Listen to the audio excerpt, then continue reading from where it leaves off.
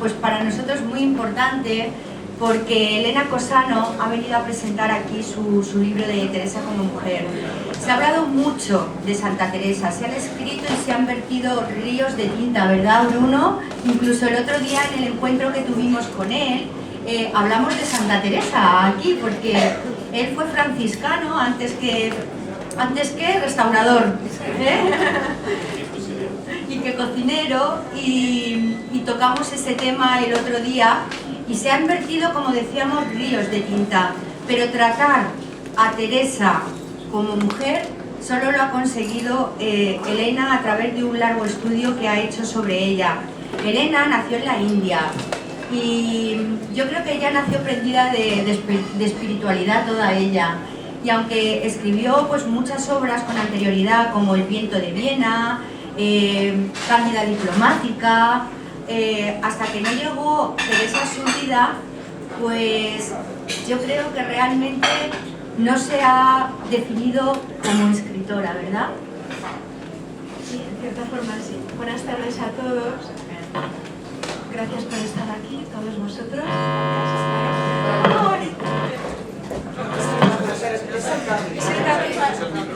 Es el micro. Yo te lo sostengo. Tú me lo tienes que sostener. ¿No hay otro? Pues gracias, Amparo, por invitarme y por sostenerte el micro. Gracias, Bruno, por ofrecer tu casa para estos encuentros. Y bueno, otra vez a todos vosotros por vuestra atención, por estar aquí, por vuestro cariño. Sí, lo que me decías de Teresa, sí, es una experiencia muy extraña lo de Santa Teresa, porque es como si la santa transformara todo lo que toca y transformara a todas las personas que se aproximan a ella. Y eso lo dicen todos los escritores que han tratado de escribir sobre ella, las actrices que la han interpretado, que hay un antes y un después. Y eso para mí ha sido una experiencia conmovedora y enorme. La escritora ha sido una especie de consagración en todos los sentidos de la palabra. ¿Me oís bien? Pues es que no sé cómo hacerlo, o sea, mira, a mí sí se me oye, ¿verdad? Quizá tengas que subir unos bemoles más. Pégate más el micrófono. Es que hay que acercárselo, hablar un poquito alto. Me lo acerco a la boca, sí, sí. Así sí. Vale, pues entonces me lo acercaré. Paciencia, Amparo. Paciencia, que dice Santa Teresa, que la paciencia todo lo puede. Nada te turbe, nada te espante, la paciencia todo lo alcanza. Ella va a leernos ahora uno de los párrafos del libro, antes de empezar a hablar con él. Es su párrafo favorito, y lo vamos a empezar así, esta tertulia, porque es precioso. Muchas gracias. El libro tiene, en cierta forma, dos partes, o casi dos géneros, se podría decir. Por una parte, es una especie de... ¿Me oís, no? Ahora sí.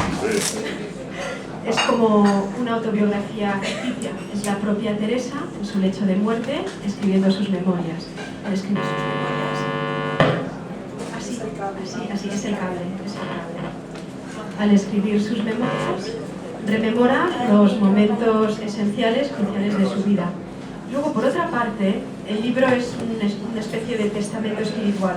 Son sus ideas, sus reflexiones. Y ahora lo que os voy a leer son unos párrafos reflexivos. No son sus aventuras, sino es lo que ella piensa. Y es sobre la fe, que es un gran misterio. Os lo puedo confirmar. He tardado mucho en comprender qué es la fe. Y sin embargo, la he tenido siempre. También he dudado. Pero las dudas eran de la mente, eran de mi pequeña inteligencia humana, empeñada en medirse con la de Dios. Mi corazón nunca dudó, y eso es la fe. Es un don, una gracia, un misterio. Es la certeza del alma. No se trata de creer lo imposible, ni de creer ciegamente, ni de afirmar que se cree cuando en realidad se duda, ni de violar la razón para que, mutilada, acepte los preceptos de nuestra Santa Iglesia. No se trata de creer algo, de creer en dogmas o en ritos, en historias, leyendas, tradiciones, mandamientos, en creer lo que nos dicen que hay que creer.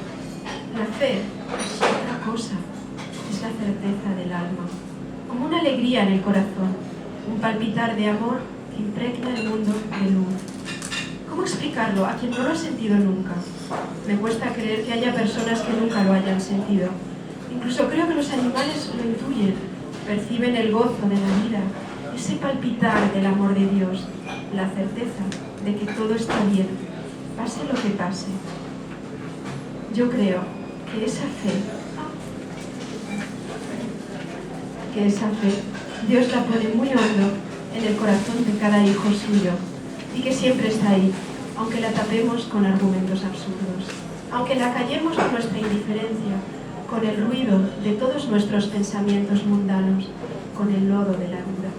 La fe siempre está ahí, siempre pura, sagrada, luminosa, esperando a que agucemos el oído y escuchemos cómo late en nosotros, con el ritmo de las olas y de las estrellas, vertiginosa de silencio, tan grande y verdadera, tan infinitamente desbordante de amor, repitiendo siempre los ecos silenciosos de la eternidad. Precioso.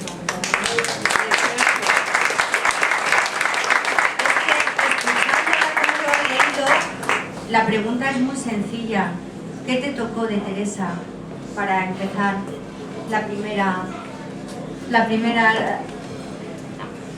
Muchas cosas. Ha sido un proceso largo, porque en diferentes momentos me han tocado cosas distintas. La primera aproximación para mí era literaria, porque ella es mujer, es una mujer que escribe, es la patrona de los escritores y es la primera mujer que firma sus obras. Y es una gran, inmensa escritora. Independientemente de la fe, independientemente de las creencias de cada uno, lo que ella escribe es literatura universal, es literatura atemporal, es la mejor literatura mística de todos los tiempos, con San Juan de la Cruz. Y a mí, como mujer que escribe, me llamaba la atención y la consideraba un guía.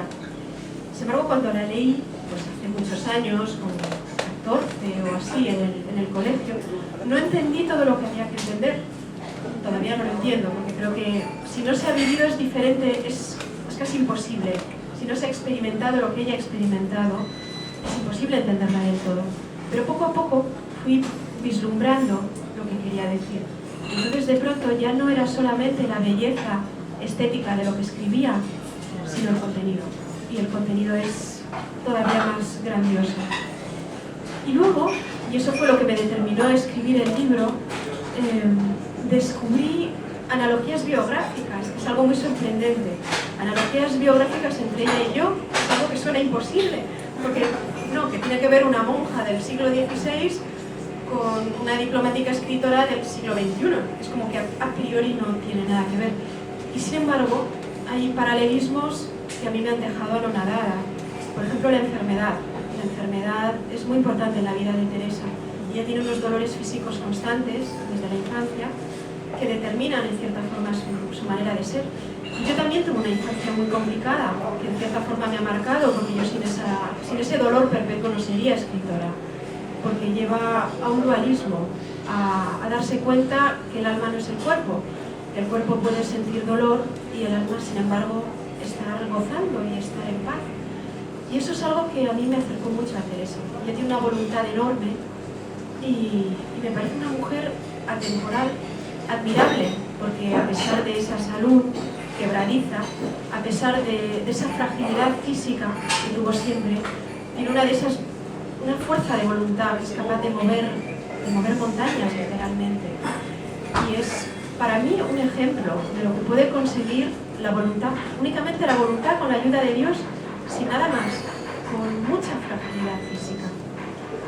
Quédatelo tú el micrófono y yo me acerco, porque así no tenemos, claro, es mejor para que no se mueva. Llama la atención en Teresa como mujer, lo que tú has dicho, ¿no? O sea, frágil de físico, pero tan fuerte de mente que los dolores para ella eran como algo banal, algo incluso perteneciente a la vanidad del cuerpo, ¿no? Así es. El hecho de tener un dolor permanente hace que uno sea capaz de distanciarse de ese dolor, ¿no? De observarlo. Y es más fácil el salto al dualismo, porque cuando se siente un dolor en el cuerpo y sin embargo el alma consigue permanecer en paz, Entonces se ve que el alma es otra cosa, es esa consciencia que está detrás, que puede hablar con Dios y que el cuerpo es distinto. Y eso en el caso de Teresa es yo creo que crucial, que es imposible entender lo que fue esta mujer sin su enfermedad permanente. El libro engancha desde el primer capítulo porque está Teresa en su lecho de muerte, está viendo cómo se va acercando la gente a verla, ¿no? Cómo uno le corta el dedo, que hemos guardado en reliquias, o el brazo izquierdo que está en Ronda, que lo tienen las carmelitas de Ronda, y ella está como alucinada de lo que le está pasando. Esa es la ficción con la que empieza Elena, pero que está todo basado en la realidad. Sí, esa parte está absolutamente documentada. Es que ella tenía una enfermedad al final de su vida, no se sabe muy bien qué era, porque la medicina de la época no es la de ahora. Parece que era un cáncer de útero. El caso es que ella se estaba desangrando y perdía energías, estaba muy débil. La ficción del libro es que ella, a pesar de estar tan débil, puede escribir sus memorias. Realmente no era así, realmente ella estaba tan débil que no podía sostener ya una pluma y sus cartas las dictaba. Pero la ficción del libro es que ella las escribe. Lo que sí es histórico es que ella tenía premoniciones de muerte. Ella sabía que le quedaba muy poquito tiempo. Y supongo varios días antes tenía sueños que le decían que iba a morir. Entonces en el libro describo qué pasa con el cuerpo una vez que ella muere. Y lo que pasa con ese cuerpo es algo que también está documentado y es histórico, pero es, como decía Amparo, bastante macabro.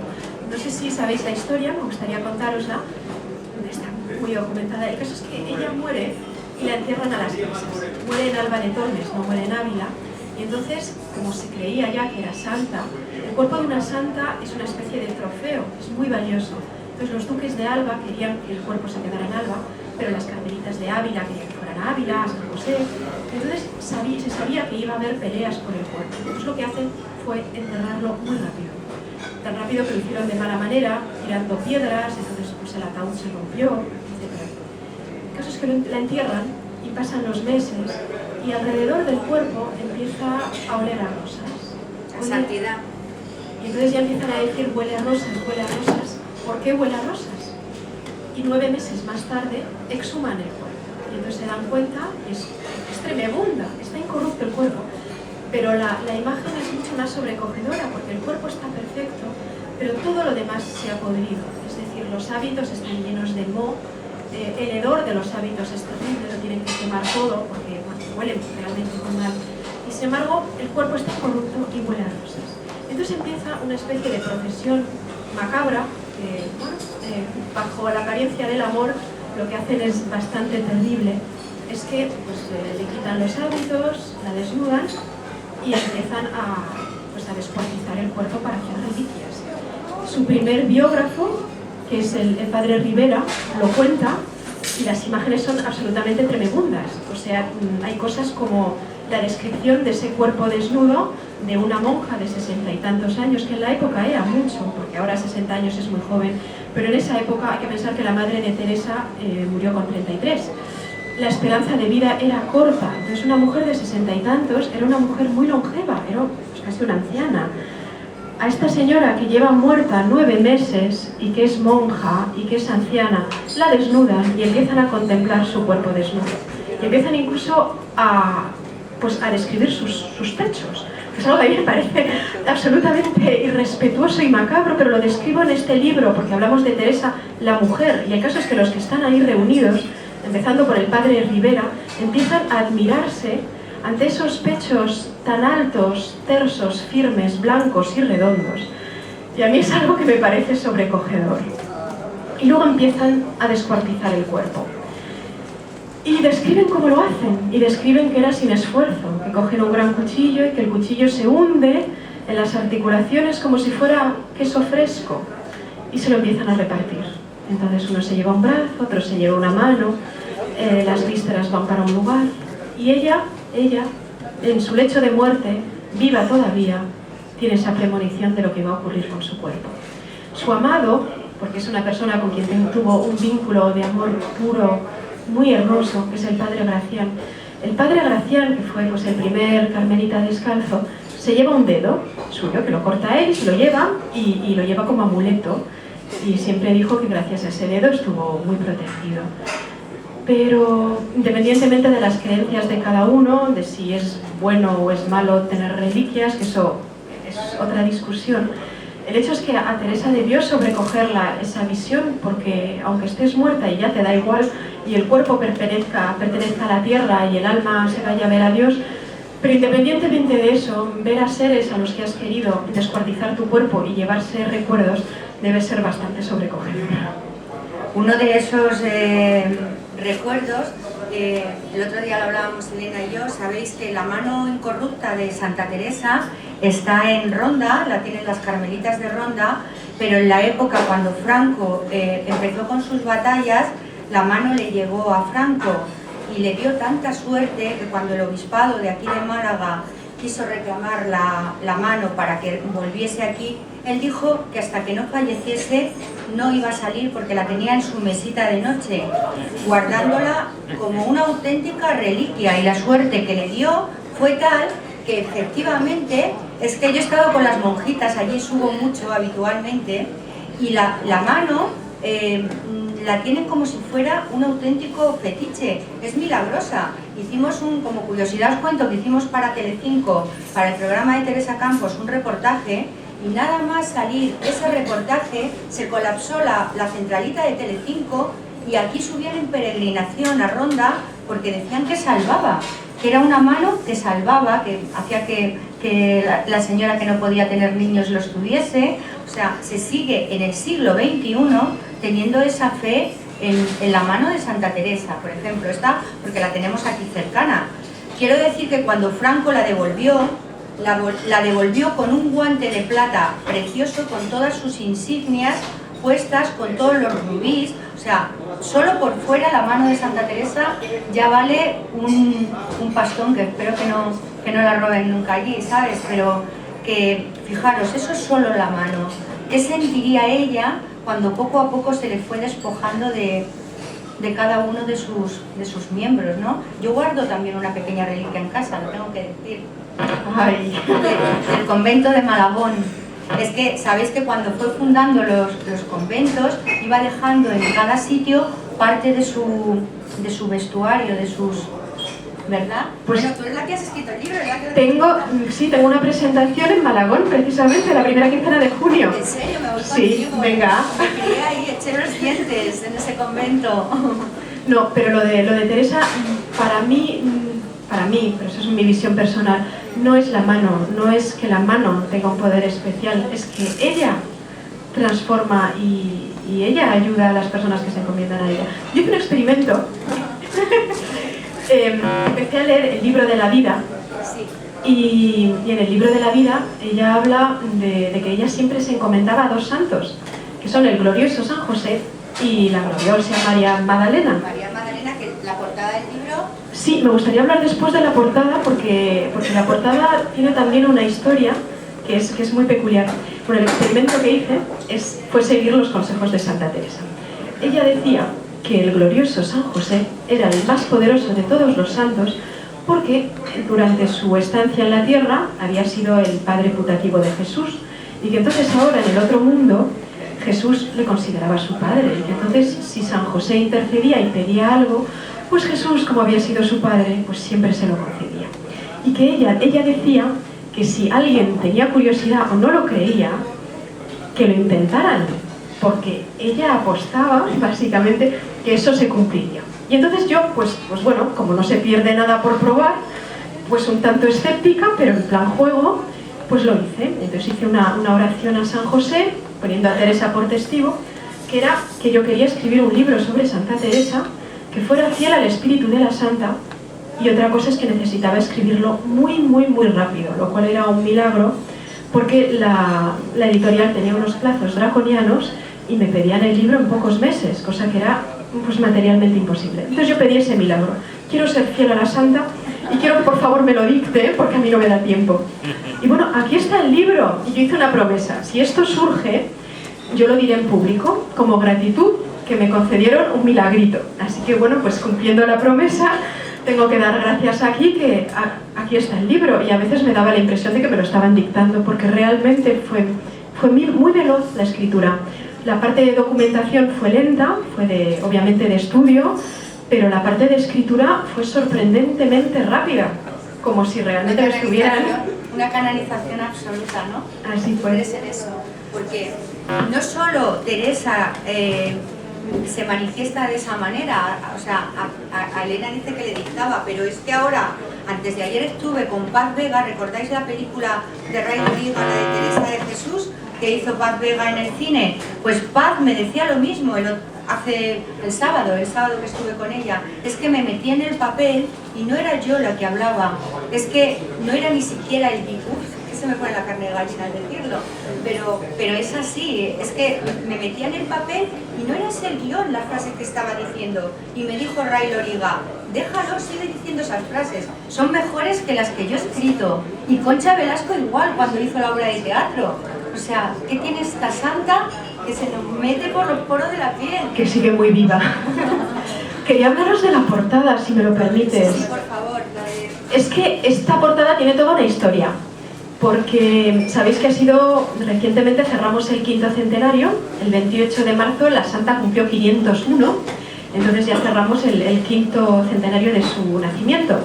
Ella es una Aries, y nació pues en Ávila el 28 de marzo. Y el caso es que para el 5º centenario se habían publicado muchísimas obras sobre ella, muchas, de diferentes autores, biografías, diferentes novelas históricas, con diferentes aspectos, que si Teresa y la Inquisición, Teresa y la princesa de Éboli, Teresa desde el punto de vista de su supuesto amorío con el padre Gracián, cosa que a mí me chirría, pero bueno, muchísimos libros sobre ella. Y el caso es que era difícil buscar un enfoque que fuera diferente y una portada que no fuera una de las que ya habían salido. Entonces empezamos a pensar en qué se podría poner para la portada, y yo quería algo que fuera diferente, porque yo quería Teresa de verdad, Teresa mujer, no Teresa escritora, no Teresa santa, no Teresa monja ni Teresa fundadora, sino la mujer de carne y hueso, la mujer, realmente mujer, hembra, como diría ella. Y entonces pensé que por qué no poner pues una pecadora, porque ellas siempre decían, desconfiad de la santidad, que si estamos aquí abajo no somos santos, si lo fuéramos no estaríamos aquí. Y ella siempre decía que ella no era santa, que ella tenía imperfecciones, y que si alguien la tomaba por santa es que la conocía muy mal. Y entonces, finalmente, lo que elegimos para precisamente este libro, pues es una portada simbólica. Por un lado veis el castillo arriba, que es su obra magna, es el castillo interior, es la fortaleza de la fe, son las moradas. Ella veía el alma como un castillo que era de muy claro cristal o de diamantes, y yo les agradecería muchísimo que me hicieran café. Entonces es la metáfora de lo que fue su gran obra, el castillo interior o las moradas, y representa el alma a la cual tenemos que adentrarnos, y que es un castillo que tiene una puerta, solamente una, y esa puerta solamente se abre con una llave, que es la oración. Entonces vemos a una mujer que está orando precisamente para abrir ese castillo interior del alma, y esa mujer no es una santa, no es una monja, es una joven pecadora, y es María Magdalena, porque es un poco la visión que queríamos dar en este libro. Es una mujer que sí, fue santa, pero fue santa con todas sus imperfecciones de ser humano, de carne y hueso, que ama, que sufre, que teme, que tiene dudas, y que sin embargo, sirve a Dios y ora, y a través de la oración logra entrar en ese castillo interior de nuestra alma y adentrarse en las diferentes moradas. Sabéis que para Teresa había 7 moradas, y en la última, en la más recóndita, en el centro, aguardaba el esposo, que es Dios. Pero había que pasar por diferentes estadios de oración, y esto es lo que ella hace. Es todo un viaje interior hasta encontrar al esposo. Esta es la historia de la portada, y yo creo que mucha gente no la va a entender porque no es una monja, es una mujer pecadora, pero que sin embargo logra encontrar a Dios. Yo quería, Elena, que me hablases de esa parte de Teresa como mujer. La primera vez que Teresa ya es adolescente y besa en la puerta de su casa a este hombre, ella se asusta, realmente se asusta. Cuéntanos qué has querido plasmar ahí, en ese susto del despertar de la pasión, del cuerpo, y al mismo tiempo lo que ella guardaba dentro de ella, que no se lo podía permitir. Pues que ella siempre tuvo una fe muy fuerte y siempre deseó ser pura. También hay que ver los cánones de la época, ¿no? En que la virginidad era muy importante, no se podía perder porque era una deshonra. Ella no se podía permitir una impureza, pero sintió la atracción, sintió el deseo carnal, y eso la asustó mucho. No sé si sabéis que ella tuvo una época, que es una etapa que a mí me parece muy entrañable, en que pues tenía una prima segunda que en cierta forma la llevó por mal camino. Ella era una mujer muy hermosa. Teresa era una de las mujeres más guapas de Ávila. Se quedó huérfana de madre a los 12-13 años y entonces le pidió a su Madre Divina, la Virgen, que fuera su madre en la tierra, pero le faltó una madre, entonces le faltó guía. Y entonces una prima segunda, que era un poco mayor que ella, sí, empieza a hacer que saliera por Ávila y que encontrara a jóvenes de la época. Cosa que era normal, porque también en el siglo XVI las jóvenes salían y buscaban esposo, y hasta los confesores consideraban que si tenían que casarse, cosa absolutamente normal y deseable en esa época, pues era normal que conociera gente. Pues no había nada anormal en su comportamiento. Pero sí es verdad que ella tenía, y eso para mí es entrañable, un puntito de vanidad. Y ese puntito de vanidad no es conocido, pero ella lo cuenta con, pues bueno... Los polvos de arroz, ¿no? Sí, los polvos eso de arroz. viene del libro de la vida, que es su autobiografía. Ella cuenta cómo en esa época pues aprendió a maquillarse, cómo utilizaba alcohol para los ojos, que era lo que utilizaban las moras, sí, cómo se perfumaba con almizcle, perfumaba sus guantes, cómo se hidrataba las manos con aceite de almendras dulces, cómo vestía las mejores prendas de la época, de la mejor calidad, y cómo ella era una de las mujeres más hermosas y más deseadas de Ávila. Era además una mujer ilustre, su padre era hidalgo, tenían dinero y era una mujer muy deseada. Y entonces se cuenta que ella tenía una corte de admiradores que rondaban su casa a horas intempestivas, que hubo pues algún desmán no muy confesable dentro de lo que son los cánones de Santa Teresa. O sea, a lo mejor hubo un besito, no llegó a perder la honra. Pero el caso es que el papá se asustó y la mandó a un convento, que era el convento de Nuestra Señora de Gracia, de Madres Agustinas, y eso fue su primer encuentro con Dios, porque ahí es donde aprendió la oración y la paz que la oración le daba. Pero ese Dios que fue su esposo, allá la criticaban porque es que llegaba a sentir hasta placer físico solamente pensando en Jesús. ¿Te refieres a los éxtasis? Sí. Yo creo que no es realmente pensando en Jesús. Yo no he tenido estos éxtasis, pero lo que he leído es como que vas adentrándote en el castillo interior, vas orando y la oración es cada vez más profunda. Y ella define los estadios de oración. Hay muchos estadios, lo mismo que hay diferentes aposentos en las moradas del castillo interior de nuestra alma.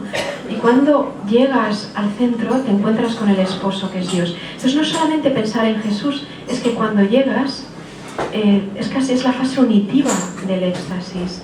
Es casi fundirse con Dios. Fundirse con Dios. Ray Loriga, en su libro, se atreve incluso a hablar de los orgasmos celestiales, así los denomina en el libro. Es muy atrevido. Ella siempre dice que, bueno, somos cuerpo y alma, ¿no? Entonces, cuando el alma goza, ella siempre dice que también el cuerpo tiene su parte, simplemente porque somos almas encarnadas y que es difícil de separar. Para una persona mundana tal vez el orgasmo sea lo más fuerte, ¿no? Como sensación de placer que nos podamos imaginar.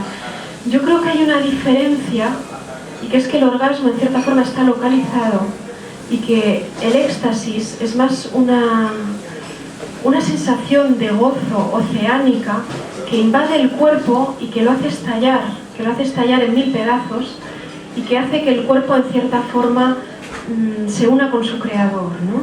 Es mucho más que un orgasmo, es simplemente un cuerpo muy pequeño que se llena de infinito, y al llenarse de infinito estalla, y estalla en gozo, pero es un gozo casi doloroso, es la infinitud que entra dentro de lo pequeño y no cabe. Es casi tan parecido, tú que también estás tan metida en la filosofía budista y has practicado desde los 19 años yoga, es casi tan parecido como llegar al nirvana, ¿no? Como... Sí. Sí, se puede definir. O sea, es que también el nirvana pues tiene diferentes conceptos, y hay un concepto que es de la llama que se apaga, ¿no? El nirvana como, pues eso, la disolución total. Entonces ahí pues ni siquiera habría gozo, habría un apagarse de la llama, o digamos la gota de agua que se disuelve en el océano. En los éxtasis de Teresa sí había un gozo inmenso. Y cuando tiene pues lo que ella llama las mercedes que le concede el Señor, y es muy importante, creo, la noción de merced, porque es algo que ella no controlaba, sino que el Señor en el momento a veces más inoportuno le regalaba estos gozos. Y ella tuvo pues manifestaciones muy extrañas de gozos, como por ejemplo levitaciones, y hay muchos testigos de estas levitaciones, están recogidas, porque en los juicios que hubo para su canonización, poco después de la muerte suya, había pues muchas hermanas que lo habían visto y que contaban, por ejemplo, que a lo mejor ella iba a comulgar y de pronto pues empezaba a levitar, y como era monja de clausura y que la comunión se la daban a través de una especie de rendija, pues que ella pues no podía recibir la comunión porque resultaba que se había elevado tanto que no llegaba y tenía que agarrarse a las rejas. Y hay muchas anécdotas de estas que, bueno, que es difícil de entender, pero que vemos que hay manifestaciones físicas del gozo. Yo no sé si la levitación se puede comparar a un orgasmo, a mí no me parece adecuado. Yo no sé qué sentía ella, pero era algo que ella desde luego no controlaba, y que su amado, su Dios, pues le daba como una merced, como un regalo, a veces en momentos inoportunos. ¿Y cuando ella sentía celos del amado? ¿Cuándo había momentos que se sentía abandonada por el amado? Muchos. Eso es su relación con el amado. San Juan de la Cruz también lo describe en estos términos. El amado a veces la recibe y ella se siente muy amada, pero a veces no. A veces hay momentos del gozo más intenso y a veces no. Y después de haber recibido esas mercedes tan inmensas que la colmaban tanto, pues cuando se sentía abandonada el sufrimiento era enorme.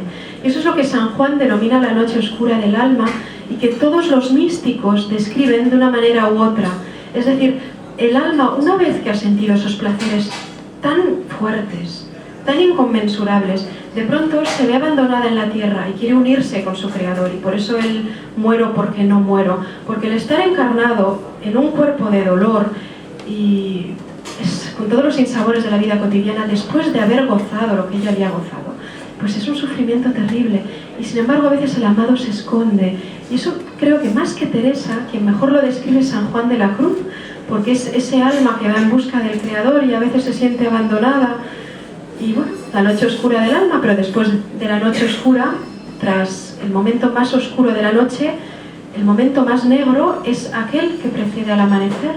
Entonces, después de ese gran sufrimiento viene la recompensa, y de pronto el amado consuela ese alma, y el gozo es indescriptible, es algo que dicen todos los místicos, que es inefable, y que como es inefable, intentan describirlo pues cantando, como Rumi, o con poemas, pero que todas esas formas de describir lo inefable son imperfectas, porque es algo más allá de las palabras, y las palabras no bastan. Ahí en la Biblia tenemos el Cantar de los Cantares. El Cantar de los Cantares también parece que se refiere al amor carnal, pero simplemente porque no tenemos otras palabras para describir algo tan grande. Entonces nos remitimos a lo que conocemos como seres de carne y hueso. Como seres de carne y hueso conocemos el amor carnal, pero el amor del alma más allá es muy difícil de describir, y por eso a veces lo rebajamos con términos que se quedan muy cortos. Teresa era también una gran luchadora, hoy sería una sindicalista nata, ¿no?, de la lucha de clases. Dentro del mismo convento, ella recriminaba que hubiese clases, que estuvieran las monjas que entraban, pues eso, que tenían el habitito solamente, ¿no? Como de telita, y que luego las que hacían grandes donaciones, como por ejemplo su padre, que daba mucho dinero en el convento, pues tuviesen otro estatus y ella tuviese una habitación, decía, esto es un apartamento para mí casi, ¿no? Y esta señora, sin embargo, tiene que dormir. En los tiempos de hoy ella sería una de estas que lucha por el bien de las personas, por abogar un poco por la lucha de clases. Sí, yo creo que sí. En su época, es que hay que ver cómo eran los conventos de la época, y es la razón de la Reforma. Ella funda las Carmelitas Descalzas precisamente porque no le gustan muchas cosas que había en la orden mitigada. Ella ve que los conventos de la época lo que hacen son reproducir las jerarquías mundanas y que en cierta forma, a pesar de ser todos hijos de Dios, a pesar de ser todas las monjas esposas de Cristo, sin embargo hay jerarquías, hay lo que ella llama doñas y señoras. Ahí había señoritas de buena familia que por alguna razón no se habían casado, que se iban al convento y que se iban con sus criadas. Entonces, en cierta forma, los conventos de la época a veces acogían a mujeres, pues viudas, solteras, etcétera, que no tenían una vocación real. Y ella lo que quiere en su reforma es que las que tengan una vocación sincera tengan, digamos, la posibilidad de entregarse 100% al Señor, con una entrega total, liberándose totalmente del mundo. Y por eso, pobreza absoluta, clausura de verdad, y los votos los más draconianos, diríamos ahora, pero lo más puro posible. Ella quiere una entrega total. ¿Qué sería la visión en nuestros días?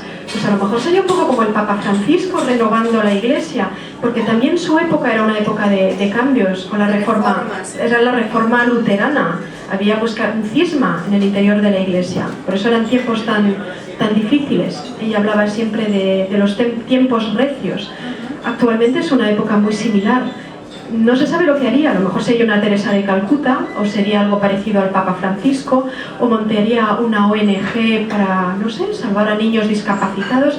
Es difícil de imaginar porque el contexto de una época condiciona mucho, pero lo que está claro es que sería una mujer rompedora, revolucionaria, que haría mucho ruido y que no pasaría desapercibida. Y precisamente por estas reformas y todos los que van un poco a la contra, pues lo más fácil es rebatirlo con decir hay quien la tachó de una enferma mental, o sea, de tener una enfermedad dentro de su mente que no le permitía ver con claridad. Es más fácil, ¿no?, tachar a la gente que es innovadora de loco, que realmente adaptarte a ese tiempo, ¿no? Así es. Bueno, en el caso de Teresa esto se ha llevado al extremo, ¿no?, porque la gama de enfermedades mentales que le han atribuido es infinita, ¿no? Catalepsia tal vez la tuvo, porque ella estuvo muerta durante 3 días, que eso es algo que me gustaría hablar, porque ella, como nuestro Señor Jesucristo, murió y resucitó. No se sabe si es una catalepsia, si murió de verdad, pero ella dice que vio los infiernos, que vio el cielo, y a partir de ahí su relación con Dios cambia. Eso me gustaría hablarlo más tarde. Pero de las enfermedades mentales, bueno, pues que si era maníaco-depresiva, que si era esquizofrénica, que si era epiléptica, se ha dicho de todo, y hay unos tratados inmensos sobre la epilepsia de Santa Teresa. Me parece evidente que ella tenía una salud física quebradiza, pero cuando la leemos, vemos a una mujer con una cabeza tan lúcida, tan bien amueblada, con tal capacidad de enfrentarse a todo y a todos, de organizar, de recoger fondos, fundar. Es tan impresionante la labor que hace, y necesita para hacer esa labor ser tan lúcida, que a mí lo de la enfermedad mental sinceramente me parece absurdo. Como una enferma mental iba a fundar 17 conventos, iba a tener una obra tan precisa, porque ella describe los estados del alma con una psicología absolutamente moderna. Todavía no existía la ciencia de la psicología, pero ella hace un análisis, una introspección que ningún psicólogo actual logra hacer con esa precisión. Es una mujer que se conoce muy bien a sí misma y es absolutamente lúcida. Si eso es una enferma mental, Dios mío, ojalá Dios nos diera a todos esas enfermedades mentales, porque de verdad bienvenidas. Claro, pero era una época también, estamos hablando pues, del siglo XVI, ¿no? O sea, una época en la que ser mujer, ser tan valiente, decir las cosas como las decía, bueno, era lo mismo como casi decir el... Así, hoy casi impensable algo así a su tiempo. Exacto, es que se adelantó a todos los tiempos, ¿no? Sí, sí. A mí me ha impresionado mucho el tema de este castillo interior. Nosotros hoy día, cada uno de nosotros tiene que tener un castillo interior para desconectar, entrar en nosotros mismos. Esto es la vida. Y a mí muchas veces hablando con mi cliente, con la gente, nosotros tratamos, tenemos la mayoría de nuestros clientes de una edad. Los jóvenes hoy no piensan la salud. Los jóvenes es normal que tienen una salud fuerte. Pero llegado a una edad, la gente piensa decir, lo más importante es la salud. Es cierto, es lo más importante. Y lo más importante, sí que es lo más importante. Pero al mismo tiempo hay dos saludes. La salud del alma y la salud del cuerpo.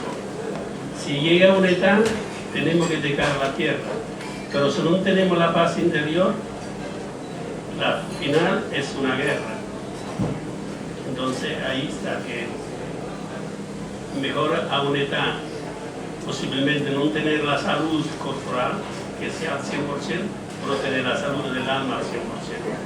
Así es. Quería decir otra cosa sobre lo de la enfermedad mental. Y es que el concepto de enfermedad mental o la locura en realidad es muy moderno. Todos estos tratados de que estaba loca son actuales. En su época nadie decía que estaba loca. Lo que decían en su época es que estaba poseída por el demonio y por eso por poco la queman en la hoguera. Porque bueno, le dijeron de todo, tuvo muchos calumniadores, tuvo muchos odiadores y ahora la vemos como pues, una persona consagrada, una especie de guía, patrona de los escritores, doctora de la iglesia, pero hay que pensar que en su época esto no era así, que ella pues era prácticamente una bruja, que tenía relaciones impuras con el demonio y que estuvo muy cerquita de ser quemada en la hoguera, que sus propios confesores le decían que esas mercedes que supuestamente le concedía el Señor, que no eran del Señor, que eran del demonio, y que luchara contra ellas. Nadie entendía que en los conventos la monja andariega desgastara las zapatillas, que estuviesen... Pero bueno, si ha estado en la cama toda la noche, como estas zapatillas... O sea, era como si estuviera envuelta, eso... Le decíamos, le gustaban los gatos, como buena bruja, ¿no? O sea, era un poco el concepto de una mujer que no correspondía a su tiempo, una mujer que se adelantó, yo creo, a los tiempos y por eso fue tan criticada. Sobre todo porque era culta, leía, escribía, predicaba y era mujer. Y si leemos toda la literatura de la época, lo que se le pedía a una mujer era virtud, que fuera muy virtuosa y que callara. Lo de la mujer silenciosa, eso era el ideal femenino. Una mujer se calla y obedece. Y ella hablaba. Y además tenía un temperamento absolutamente revolucionario, tenía mucho carácter, era muy impetuosa, tenía mucha voluntad. Y a los varones los ponía en su sitio. Y eso era algo que no sentaba bien. No sienta bien en el siglo XXI, pero en el XVI, mucho menos. Por eso andaba siempre con sus hermanos, no jugaba con sus hermanas, sino con sus hermanos y sus primos. Y ella era como un chicote en la familia. Era lo que... Es que ella debía ser un poco chicote. Ella tenía un hermano muy querido, que era su hermano Rodrigo, que tenía un año más. Pero a pesar de tener un año más, mandaba ella. Y ella le llevaba de aquí para allá, se lo llevó a tierra de moros a ver si por favor lograban ser mártires muy rápido y así subían antes al cielo. Pero era ella quien llevaba la iniciativa y quien decía lo que había que hacer y lo que no. Y desde pequeñita, pues ella era una mujer que se comportaba como si fuera hombre. Y claro, eso en esa época debía sentar muy mal. ¿Cómo te la imaginas ahora, Elena? O sea, en este tiempo, en este momento... ¿Cómo sería Teresa? Pues es difícil porque los condicionantes de una época condicionan mucho. Tendría fe, porque la fe la tiene desde pequeñita y la fe es una gracia. Entonces yo no dudo que ella tendría fe. Pero se puede servir a Dios de muchas maneras y yo creo que probablemente no habría elegido el convento. Ella eligió el convento, entre otras cosas, porque temía enormemente el matrimonio. Y lo temía porque en su época el matrimonio era la sumisión total de una mujer a un hombre. O sea, era una obediencia total, hasta en los sentimientos. Decían en la época que si el marido estaba triste, la mujer tenía que estar triste, que si el marido estaba alegre, la mujer tenía que estar alegre. Es decir, la mujer no tenía vida propia. Era mucho más que un satélite, era una máquina que producía hijos y que tenía que estar muy callada y ser muy sumisa y servicial. Bueno, también ahora, ¿no? Bueno, algo menos. En Afganistán y en Arabia Saudita sí, aquí hay machismo, pero un poquito menos. Bueno. El caso es que ella eligió servir a Dios porque servir a Dios le permitía ser mucho más libre que servir a un marido. ¿Cómo sería ahora? A lo mejor sí se casaba, pero manteniendo su libertad. No podemos saberlo. Haría el bien, sin duda, y sobre todo buscaría su salvación, porque ella cree que primero hay que cambiarse uno mismo antes de cambiar el mundo. Y ella por eso en su reforma lo que quiere es ofrecer una infraestructura para que cada una logre la salvación, es decir, cultivar el huerto de nuestra alma para que pueda fructificar, para que haya flores, para que haya frutas. Y eso lo diría, pero a lo mejor de otras maneras, no lo sabemos. A lo mejor optaba por la meditación en vez de la oración. No lo sabemos, porque los condicionantes de una época son muy fuertes. Claro, eso te iba a decir, si hubiera nacido, por ejemplo, en la India, como naciste tú, realmente su vida hubiera sido de otra manera, pero hubiera esos paralelismos que en vez de oración hubiera meditado, que al fin y al cabo la meditación es otra manera de orar, o sea, son mantras. El Padre Nuestro es el mantra más bonito que pueda existir, ¿no?, en la historia de los tiempos, con lo cual tampoco el que no hubiera sido determinante que hubiera nacido en un país u otro, sino la espiritualidad iba a ser la misma, ¿no? De hecho, lo que ella escribe es interesante porque no se diferencia mucho pues de místicos como Rumi, por ejemplo. Entonces, yo lo que veo es que las personas, sea cual sea su religión, cuando se acercan a lo absoluto, a la realidad suprema, a la divinidad, todas acaban diciendo lo mismo. Ella obviamente era católica, entonces lo encauza a través del catolicismo, cosa que es absolutamente lógico en su siglo. Pero esta misma mujer, si hubiera nacido en China, pues a lo mejor llegaba a través de, no sé, el taoísmo o el confucianismo. Ella llegaría, porque eso lo concede Dios, pero a lo mejor llegaba por otra vía, no lo sabemos. Desde luego yo no dudo que ella llegaría, porque ella con su voluntad no puede no llegar. Cuando veías que se te acababan ya las páginas en blanco de tu libro para terminar, ¿qué tenías dentro que decías, no he puesto esto, tengo que escribir esto y todavía no lo he escrito? ¿Tenías como esa especie de miedo a la última página en blanco? Yo tenía un plano de lo que quería decir, y la cuestión es que sobre Santa Teresa se han escrito de verdad miles y millones de páginas, y lo que yo quería decir era aquello que todavía no se había dicho nunca. Y eso no era tanto. Quiero decir que sobre la Teresa monja, sobre la fundadora, hay muchas obras publicadas y si la gente quiere profundizar sobre esos temas, puede hacerlo. Yo creo que mi tema lo había agotado. Era un testamento espiritual y una visión diferente sobre quién fue Teresa de Cepeda y Ahumada. ¿Quién era esta niña que se convirtió en monja? ¿Quién era? Y creo que eso lo escribí, que en cierta forma pues mi misión está cumplida con el libro. ¿Crees que eso, cuando que terminaste dijiste, misión cumplida, lo he conseguido? Sí, por eso el libro es una síntesis, el libro es muy sintético, es mucho más breve que muchas obras que se han escrito para el centenario. Y no pretende ser más largo, era la quinta esencia, era lo que faltaba. Y la acogida que tuvo, por ejemplo, en Tierras de Ávila, que lo presentaste allí, ¿qué te dijeron cuando presentaste el libro allí? Pues lo de Ávila ha sido muy mágico, porque me han adoptado. Ha habido, antes de ayer, hubo una marcha mística, que lo llaman así, marcha mística, que la hacen todos los años, y me han contado que estuvieron leyendo párrafos del libro, que los leyó la alcaldesa y que la gente se emocionaba. Y bueno, me vuelven a invitar, luego voy a ir a Malagón y voy a hacer una gira por todos los conventos, y precisamente la gente que ama a Teresa está recibiendo muy bien el libro, porque está viendo cosas que no nos habían dicho antes y que sin embargo pues son reales. Es que Teresa tiene un club de fans tremendo, vamos, o sea, yo no sé a quién no le puede gustar una mujer tan fascinante. Y he aportado aquí en mi casa en el 2016 un ejercicio espiritual profundo, que hoy día no es normal, pero bueno. Bruno, muchísimas gracias por acogernos aquí en tu casa, es un gran honor, yo creo que Teresa estaría muy satisfecha. A mí me gustaría mucho que leyéramos algún poema de ella. Sí, vamos a llamar a Margarita para que lea, que tiene una voz fantástica. Que lea... Sí, no te preocupes que te vamos a dejar sitio. Yo te voy a ceder mi sitio. No, Bruno, que se siente aquí. No problema, siéntate aquí.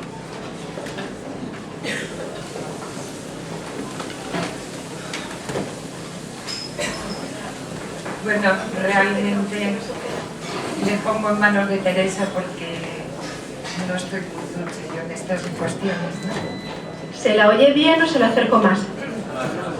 Se le oye bien. Más, Margarita. No me la enchufes. ¿Por cuál empiezo? ¿Cuál te apetece? El que te diga la cámara. Nada te turbe, nada te espante. Todo se pasa. Dios no se muda. La paciencia todo lo alcanza. Quien a Dios tiene, nada le falta. Solo Dios basta. Eleva el pensamiento y al cielo sube. Nada te acongojes, nada te turbe. A Jesucristo sigue con pecho grande. Y venga lo que venga, nada te espanta. ¿Ves la gloria del mundo? Es gloria vana. Nada tiene de estable. Todo se pasa. Aspira a lo celeste, que siempre dura. Fiel y rico en promesas, Dios no se muda. Ama la cual merece bondad inmensa, pero no hay amor fino sin la paciencia. Confianza y fe viva mantenga el alma. Quien cree y espera, todo lo alcanza. Del infierno acosado, aunque se viere, burlará sus furores quien a Dios tiene.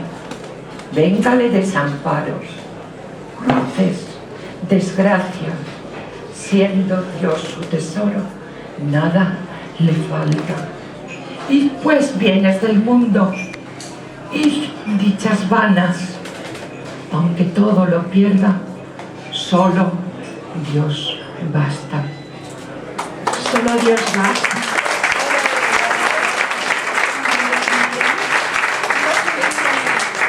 Y ahora yo creo que este es el poema más famoso de Santa Teresa, el que todo el mundo conoce, Vivo sin vivir en mí. Qué pena que no haya. Vivo sin vivir en mí. Y tan alta vida espero que muero porque no muero. Vivo ya fuera de mí, después que muero de amor, porque vivo en el Señor que me quiso para sí. Cuando el corazón le di, puso Él este letrero, que muero porque no muero. Esta divina presión del amor en que yo vivo ha hecho a Dios mi cautivo y libre mi corazón. Y causa mi tal pasión ver a Dios mi prisionero, que muero porque no muero. ¡Ay! ¡Qué vidas, qué largas esta vida! ¡Qué duros estos destierros! Esta cárcel, estos hierros en que el alma está metida. Solo esperar la salida me causa dolor tan fiero que muero porque no muero. ¡Ay! ¡Qué vida tan amarga cuando no se gozo del Señor! Porque si dulce es el amor, no lo es la esperanza larga. Quíteme Dios esta carga más pesada que el acero. que muero. Muchas gracias. Porque no muero.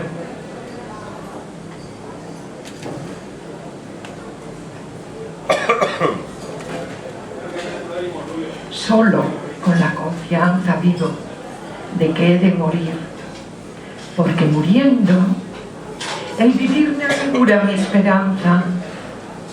Muerte, el vivir se alcanza, no tardes que te espero, que muero, porque no muero.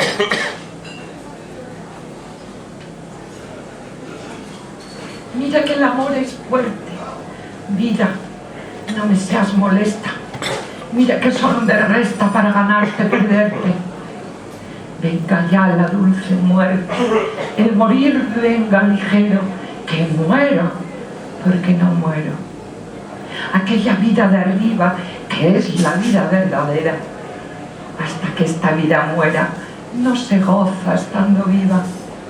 Muerte, no me seas esquiva, viva muriendo primero, que muero, porque no muero.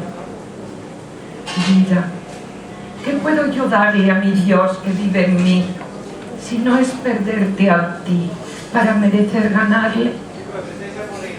Quiero morir muriendo alcanzarle, pues tanto a mi amado quiero, que muero, porque no muero.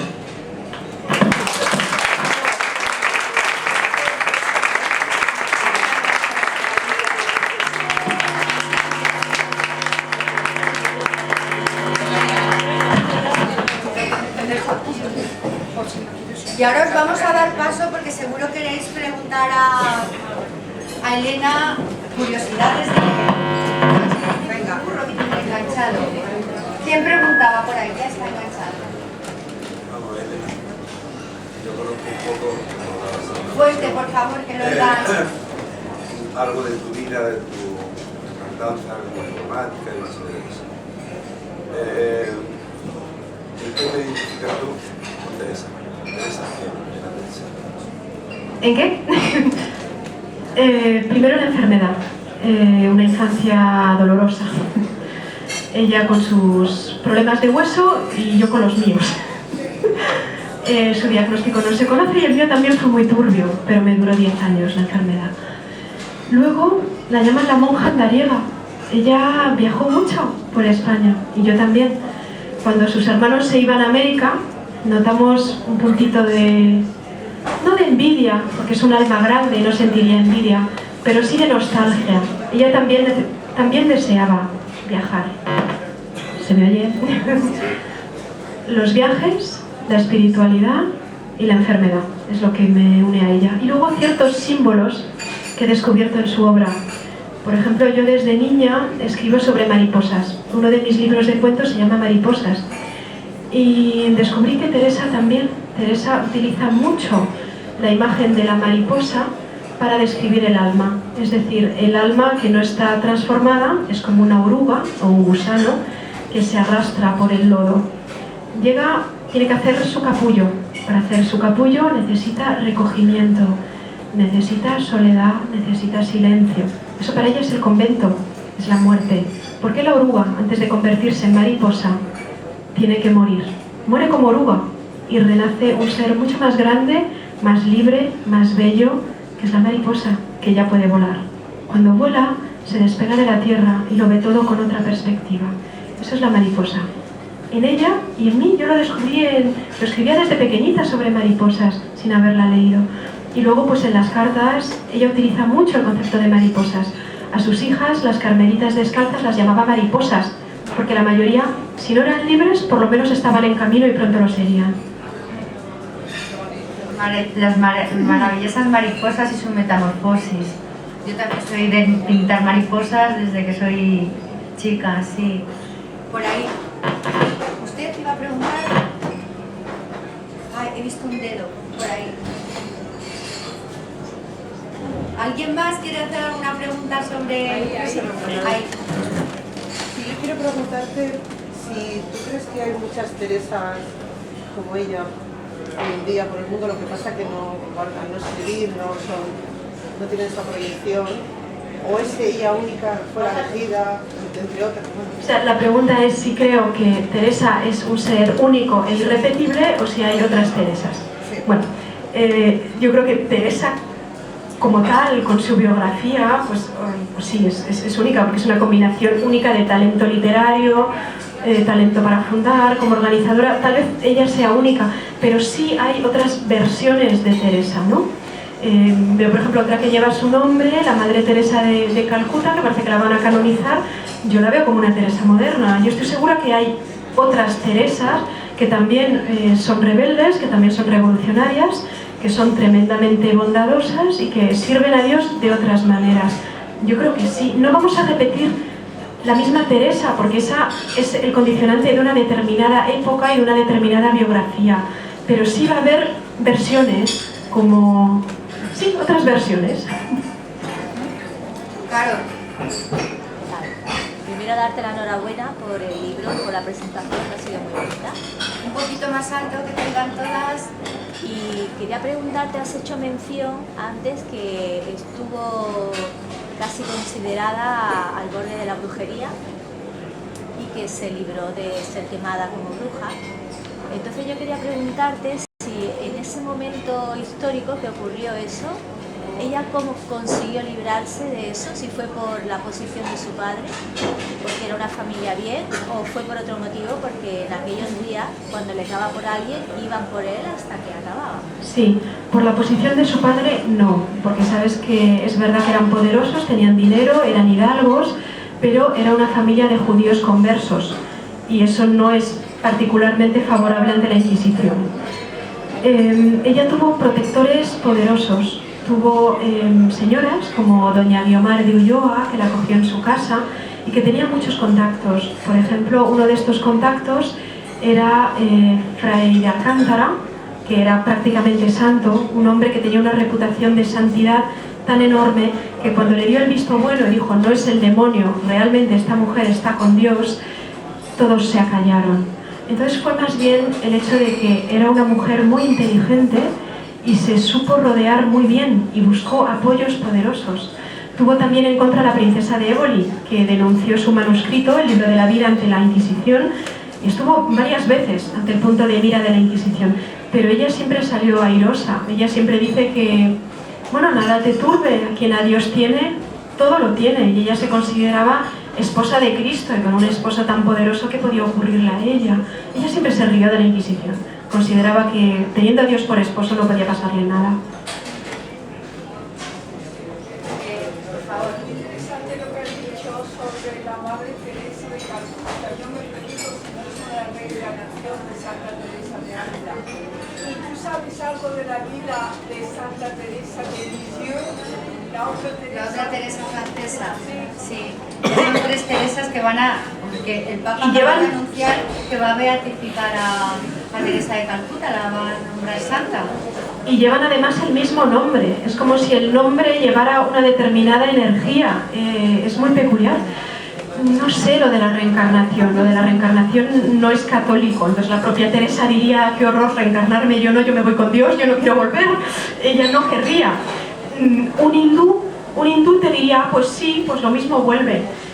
Un budista te diría que no. Un budista te diría que si ella ha alcanzado el nirvana, ese alma se ha liberado, y si ese alma se ha liberado, ese alma no vuelve. Y yo, Elena Cosano, pues sinceramente no tengo ni idea, no lo sé. Pero de Santa Teresa de Lisieux no sabes nada. Realmente no. Sé que era muy sensible, que también tuvo visiones, que también tuvo crisis o estados místicos, también estaba entregada a Dios, pero realmente nunca la he estudiado a fondo, no puedo decirte. Claro. Otra. ¿Qué es lo que más te ha aportado a ti personalmente para vivir en esta vida que te ha tocado, la vida de ella? La fuerza. O sea, el hecho de que se puede tener una salud terrible. Y cuando hablamos de una salud terrible, o sea, es realmente terrible, porque cuando leemos su biografía, es que lo que le ocurre es delirante, es un sufrimiento físico casi inimaginable. Ella, por ejemplo, además de sus dolores habituales, Se mortificó tanto y se le inflamaron, tuvo infecciones, que estuvo muerta 3 días. Cuando resucita, no se sabe, ya lo llama un paroxismo, no se sabe si fue un infarto 3 días, no puede ser una catalepsia, no se sabe. El caso es que ella, su pulso no funcionaba, no tenía pulso, no respiraba, le ponían un espejo y sin embargo resucita. Pero cuando resucita, está profundamente enferma. Ella estuvo en una cama 3 años, sin poder levantarse, sin poder moverse, sin poder hablar, porque tenía la garganta reseca, no podía prácticamente comer, luego gateaba, iba por el convento a gatas. Cuando hablamos de sus dolores físicos, es un sufrimiento casi inimaginable. Ella no podía comer prácticamente, vomitaba y vomitaba sangre. Era una persona que no es que hiciera que ayunara, no, aparte de ayunar es que pasaba hambre, es que no comía. Y entre otras cosas no comía no solo porque se mortificara, sino porque su cuerpo se lo rechazaba. Tenía un mal de huesos desde la infancia. No se sabe lo que es, pero muchas veces estaba pues meses enteros en cama sin poder moverse, con unos dolores atroces. Tenía jaquecas, tenía migrañas, parece que lo tenía todo. Y sin embargo, con esa fragilidad física, el trabajo que hace de fundar conventos de aquí para allá, recorriendo la península con los medios de la época, en carreta, sin posadas, sin carreteras, por los caminos de mala muerte, durmiendo pues a la intemperie, sin comer, es inimaginable. Y es ese modelo de voluntad, de que el cuerpo es limitado, pero la voluntad es infinita, y la voluntad mueve montañas. A mí me ha servido su voluntad, que me parece que da fuerzas, que cuando leemos todo lo que esa mujer ha sido capaz de hacer a pesar de un cuerpo que no respondía, creo que pues, infunde fuerzas a cualquiera. Y luego el hecho de que fue muy odiada, que tuvo muchísimos enemigos. Y bueno, ¿dónde están ahora esos enemigos? Olvidados por la historia. Y aquí estamos hablando de ella y cuanto más la estudiamos, más grande parece. Es un poco eso, no temer que la voluntad mueve montañas, la paciencia todo lo alcanza y que al final el tiempo pone a cada uno en su lugar. Y eso creo que infunde mucho ánimo. Y eso lo vamos transmitiendo en la historia de los tiempos. Nuestros padres nos lo han ido pasando, a ellos sus abuelos, y los que somos teresianos, como yo digo, se lo transmitiremos a las siguientes generaciones, porque bueno, es la única manera de mantener vivo el espíritu de ella, ¿no? Yo creo que es un modelo, sobre todo ahora en un mundo de falta de valores, creo que es una brújula, Santa Teresa. Por favor. Sí, a mí como centrándonos en el tema de Teresa como persona, me llama mucho la atención las herramientas intelectuales que tiene Teresa para ser capaz de transmitir temas tan poco tangibles como es la espiritualidad, ¿no? Y mi pregunta va en ese orden. No era normal, por supuesto, que una mujer tuviese esa formación en aquellos años, ¿no? ¿Cómo sucedió que Teresa sí estuviese capacitada? Bueno, era su familia. Ella viene de una familia ilustre y culta. Su padre era erudito, su padre tenía muchos libros y su madre era una gran lectora. Leía sobre todo libros de caballería y le enseñó a leer. Y ella desde pequeña lee, siempre decía que necesitaba el libro nuevo. El problema es que su formación fue en cierta forma autodidacta. Ella hubiera deseado lo que tuvieron sus hermanos, lo que tenían los sacerdotes de la época, lo que ella llamaba tener letras, es decir, tener una formación académica sólida. Esa desgraciadamente no la tuvo y nunca aprendió latín. Y hay que tener en cuenta que la mayoría de los libros cultos de la época estaban escritos en latín, con lo cual ella no tuvo acceso a una formación sólida. Fue autodidacta. Sí, es una esponja, es una persona curiosa, es tremendamente inteligente y es muy observadora. Y ella lo que hace es observar lo que está viviendo, sus estados psicológicos, místicos, y lo describe, pero lo describe con un lenguaje muy sencillo, muy sencillo. Y otro problema que tuvo ella fue que la Inquisición en 1559 puso en el índice de libros prohibidos la mayoría de las obras de espiritualidad en romance, es decir, en español, porque todo lo demás estaba en latín. Con lo cual ella se quedó sin libros, le quitaron los que tenía y los quemaron. Y es el momento en que ella oye una voz en que el Señor le dice: pero no te preocupes, Teresa, porque yo te daré el libro vivo. Y al final lo que ella dice es que la experiencia real viene de arriba y nunca te la dan los libros, porque los libros solo corroboran una experiencia que ya has tenido, pero si lees de una experiencia que no has tenido, no la comprendes, solamente se reconoce lo vivido. Lo no vivido se puede entender de forma intelectual, pero no se comprende con el alma. Eso son experiencias vividas. Vicente. Muy buenas respuestas. Sí. Bueno, quizás, bueno, sí me interesa saber la relación que tenía con San Juan de la Cruz. ¿Se acuerdan los paradigmas, qué se identificaban y qué no? Pues San Juan de la Cruz era mucho más joven que ella, era como 25 años más joven y fue el primer carmelita descalzo. Era un hombre pues con una fe enorme, lo mismo que ella, un poco huraño, de familia humilde, y ella en cierta forma fue su mentora, como su madre espiritual, porque ella era 25 años mayor, que 25 años en esa época eran muchos, es decir, que cuando se conocieron ella tenía más del doble. Entonces fue su mentora y le guió. Él quería ser ermitaño, porque a él no le gustaban los seres humanos, él quería únicamente estar con Dios y buscaba esa paz. Él fue un gran místico y escribió, y también tiene una obra literaria conmovedora, pero escribió después, una vez muerta Teresa. Es decir, que Santa Teresa no vivió esa parte literaria de San Juan. Ella lo que sí vivió fue pues que él fue su confesor, su director espiritual mucho más tarde, y tuvieron un pequeño enfrentamiento, no sé si has oído hablar de él. Es decir, ella se sintió en cierta forma tratada injustamente por él. San Juan se tomó su labor como director espiritual muy en serio e hizo algo, pues al parecer para mortificarla. Es que ella siempre le había confesado que a ella le gustaba que la forma, la Eucaristía, fuera grande. Es muy inocente, pero a ella al comulgar le gustaba que fuera grande. Y se lo dijo así, pues que a mí me gusta que sea grande. Y el hombre lo que hizo fue, una vez iba a darle la comunión, y era una hostia maravillosamente grande, redonda y espléndida, y la partió en dos y se le dio la mitad a otra de las hermanas. Y ella se sintió profundamente mortificada. Entonces se nota que hay una pequeña fricción, que ella en cierta forma lo agradece, porque es verdad que ella tenía todavía su puntito de orgullo, de vanidad, y él había sido su protegido, ella le había guiado, y cómo se atrevía ese niño, que era su hijo del alma, a hacerle eso a ella. Y eso se nota.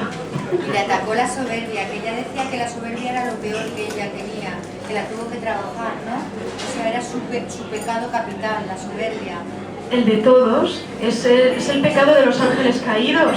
Lucifer era el más bello y el más perfecto de todos los ángeles, pero cae por la soberbia. Es el más sutil de los pecados. Una vez que se han vencido todos, queda lo que ahora llamaríamos el ego, y en esa época era la soberbia. Y ella, pues, por muy santa que fuera, pues todavía tenía ahí ese puntito que tenía que trabajar. Linda. Vamos a ver, dice siempre lo que influyó la época del siglo XVI en ella. ¿Tú crees que si su padre no lo hubiera metido en un convento de clausura sería la misma? No, porque ella tenía fe, eso es evidente, pero iba por mal camino. Iba por un camino de pretendientes, de gustar, de arreglarse, de ser la más bella y la más admirada, y no iba por el camino del servicio al Señor, ¿no? Entonces yo creo que su padre pues fue un instrumento divino, ¿no? Sí. Gisela. Gracias, Elena. Quería preguntarte, Teresa estaba casada con Dios, con Jesús, con la Iglesia. ¿Tú crees? No, con la Iglesia no. Vale. Ella quiere reformarla y mejorarla. Pero estaba casada con Dios, creía en ese ser sobrenatural, en ese ser todopoderoso. ¿Crees tú en Dios? ¿Crees que? Todo depende de lo que entendamos por Dios. Si Dios es un señor barbudo que nos mira desde su nube, no. Pero sí creo en el Dios de Teresa. Sí creo, claro que sí, ¿cómo no? ¿Quién cree en el Dios de Teresa? En un ser superior, no en un ser como tal, ¿no? Es una inteligencia, es la inteligencia del universo. Lo ves en cualquier cosa, cualquier célula es inteligente. Teresa siempre decía que todo lo que hacemos lleva nuestra marca. Es decir, el Creador se refleja en lo creado, y lo creado lleva la imagen del creador, lleva su huella. Cuando vemos cualquier objeto natural, que sea una flor o una célula del cuerpo, el ojo, cuando vemos un animal, hay tanta inteligencia, tanta perfección, que para mí, sí, para mí eso es Dios, se puede llamar de otras maneras, pero para mí esa inteligencia que hace que haya un diseño, que no sea caos, que no sea un azar, eso que da sentido y que haga lo que es la esencia del mundo, esa esencia es sabiduría, es inteligencia y es amor, y eso es el Dios de Teresa, y yo creo profundamente en eso.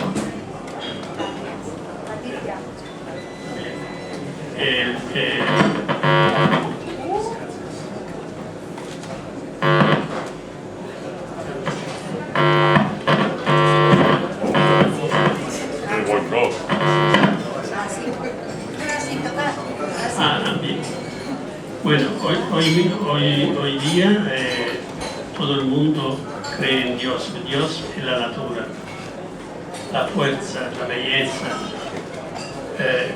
A partir de nosotros mismos, de la célula de cada uno de nosotros, al infinito, al universo. Ese es Dios, la fuerza que ha creado este universo, este Dios. Nosotros en la iglesia lo ponemos con la barba larga, que el resto son imaginaciones que le hemos dado en el pasado, pero hoy mismo es la fuerza de la vida, este Dios. Para mí, cada uno lo tiene de una manera, sí, y cada uno lo tiene en su manera, pero para mí la fuerza misma de la natura es Dios. Patricia. Vale, sí, cuando estabas hablando antes sobre el tema del amor que ella siente por Dios, ese amor que ella profesa y que le demuestra de alguna manera en sus poemas, por ejemplo en el coloquio, en ese diálogo que ella mantiene con Dios. Yo algunas de las muchas veces cuando he leído, era muy pequeñita y leía obras de ella, o sea, a mí me parecía que estaba dando nombre a Dios. Es un amor que ya es su esposo, exactamente. ¿Era su esposo? Pero, Sí. no sé, que hasta qué punto lo que estamos haciendo como Dios, ella no lo tenía como una forma física, como alguien. La forma física de Jesús, dices, no lo sé, es una mujer que se siente amada de todas las formas en que una mujer, cuerpo y alma, se siente amada. Si ella en su cabecita le daba forma, no podemos saberlo. Yo veo que en todos los místicos siempre el amado, también en San Juan de la Cruz, le pone forma al cantarlo y al llamarlo, pero eso es porque nuestra imaginación es humana y es muy difícil imaginarse algo sin forma. ¿Cómo te imaginas algo sin forma y cómo consigues amar algo sin forma? Es más complicado, pero creo que es más un recurso de nuestra mente que el hecho de que ella realmente amase la forma. Yo no creo que ella amase la forma, yo creo que ella amaba a Dios, pero a lo mejor su mente le daba una forma. No sé si me explico. De hecho, cuando ella se va, dice, ahora la felicidad serena, ahora llego a los brazos de mi amado y aquí ya nada malo puede pasar. O sea, es que... Pero deja su cuerpo, es decir, el amado acoge su alma en sus brazos. Es decir, un amado que es alma, abraza su alma, es un amor de almas. El alma no tiene cuerpo, el alma no tiene forma. ¿Quieres dársela? Bueno, es darle una forma a un espíritu. Se la podemos dar porque nos facilita el esfuerzo de imaginación. Pero las almas no tienen forma. Ese es el concepto, claro. Mónica. Encantada de estar aquí. Gracias por escribir esta maravillosa obra. Estoy encantada porque de pequeña rezaba a Teresa. La conozco desde mi familia, con mi abuela le rezaba y siempre me ayudó. Siempre ayuda. Sí, siempre ayuda. Así que no tengo preguntas, más bien quería darte todo mi amor, todas las bendiciones y es una maravilla. Gracias a ti. A celebrar. Gracias a ti por estar aquí.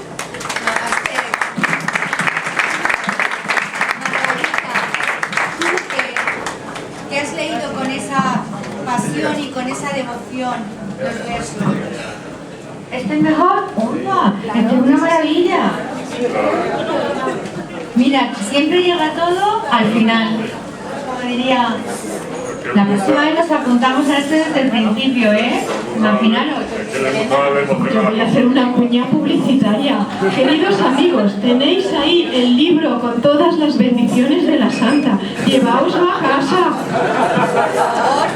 Es verdad que ahora os lo va a firmar ella, que lo mejor se inspira y hace unas dedicatorias, vamos, tan buenas como el libro. No, es verdad. Estaba por ahí detrás, que estaba viendo antes una mano, no sé si es Isabel, ¿estás por ahí?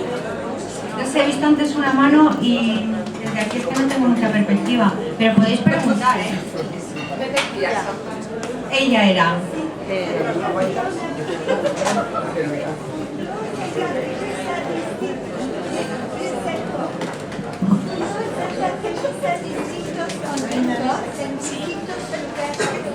¿A qué motivos se debía había muchas veces que por ejemplo me llama mucho la atención que si no era un convento en veas de seguridad, que es un sitio como pequeñito, alejado. Je vois que vous êtes française. Sí, pues sí, pero a criterios la mar de pragmáticos. El primero fue el de San José. El de San José es en Ávila y está pues muy cerquita del convento de la Encarnación en el que estaba ella. ¿A qué se debe? A los criterios más pragmáticos que te puedas imaginar, que son que alguien le ofreciera la tierra, que una protectora poderosa tuviera ahí pues sus dominios y pudiera darle una renta. Era la más de pragmático. No, ahí no se debía a energías cósmicas sino al dinero. Marga, ¿eso qué pensabas mientras leías?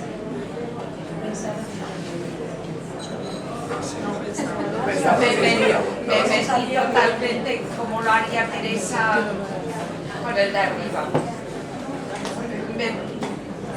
Es que es difícil de explicar, porque realmente yo me puse como si fuera ella.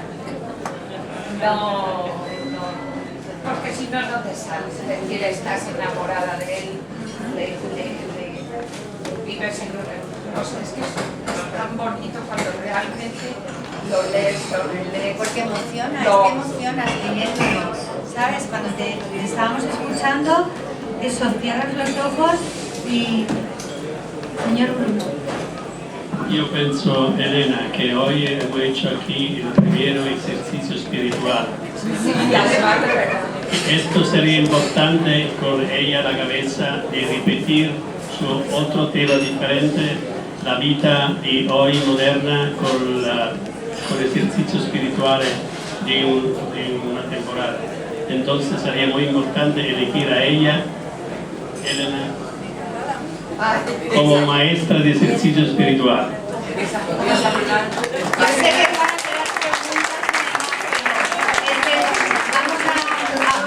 La firma de libros y también deciros que a los que os queréis quedar a cenar, nos vamos a quedar aquí a cenar un grupito de gente y seguiremos hablando de Teresa, bueno, porque además Teresa va a estar con nosotros. Le encantaba la pasta, era una visionaria de su tiempo, la pasta fresca.